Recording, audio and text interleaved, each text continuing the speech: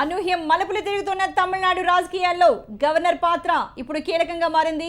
కాసేపట్లో చెన్నైకి వస్తున్న గవర్నర్ విద్యాసాగర్ రావు నిర్ణయం కోసం అందరూ చాలా ఉత్కంఠగా ఎదురు చూస్తున్నారు.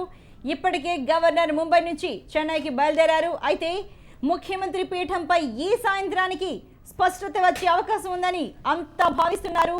మెజార్టీ ఎమ్మెల్యేల మద్దతు తనకే ఉందని అన్నాడీఎంకే చీఫ్ శశికళ చెప్తుంటే తనకు 45 మంది ఎమ్మెల్యేల మద్దతు ఉందని ఆపధర్మ ముఖ్యమంత్రి పన్నీర్ సెల్వం చెప్తున్నారు. ఇరు వర్గాలు గవర్నర్ అపాయింట్మెంట్ కోరాయి.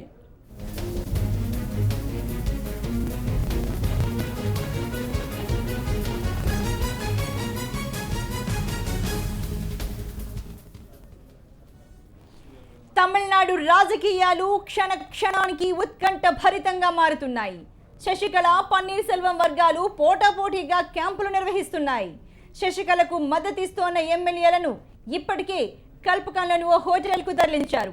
పార్టీలో 134 మంది ఎమ్మెల్యేలకు గాను 131 మంది శశికళ క్యాంపులో ఉన్నారని చెప్తున్నారు. అటు పన్నీర్ సెల్వం కూడా తన మద్దతుదారులతో మంతనాలు జరుపుతున్నారు. తనకు 40 నుంచి 50 మంది ఎమ్మెల్యేల మద్దతు ఉందని పన్నీర్ సెల్వం చెప్తున్నారు. తనకు మద్దతిస్తున్న ఎమ్మెల్యేలను రహస్య ప్రదేశంలో ఉంచారని తెలుస్తోంది. అటు పన్నీర్ సెల్వం ఎమ్మెల్యేలు ఎక్కడున్నా వెంటనే బయటకు తీసుకురావాలని డీజీపీని పన్నీర్ సెల్వం ఆదేశించారు.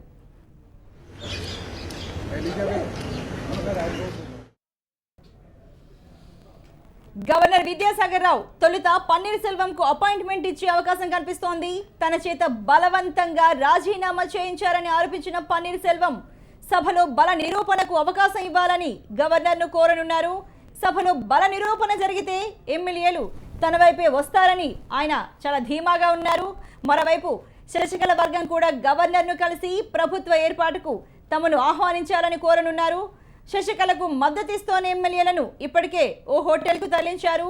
పార్టీలో 134 మంది ఎమ్మెల్యేలకు గాను 131 మంది శశికళ క్యాంప్లో ఉన్నట్టు సమాచారం.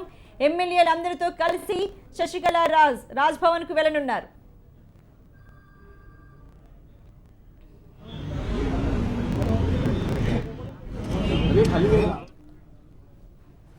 తనకు 130 మంది ఎమ్మెల్యేల మద్దతు ఉందని శశికళ చెప్తూ ఉంటే ఇంతకీ క్యాంపులో ఎంతమంది ఉన్నారన్నది లెక్క అయితే తేలడం లేదు. శశికళ క్యాంప్ నుంచి 40 మంది ఎమ్మెల్యేల జాడ తెలియడం లేదని ప్రచారం జరుగుతోంది. అసలు శశికళ వద్ద మొత్తం 130 మంది ఎమ్మెల్యేలు ఉన్నారా లేదా అంతకంటే తక్కువ ఉన్నారా అన్నది స్పష్టంగా తెలియట్లేదు.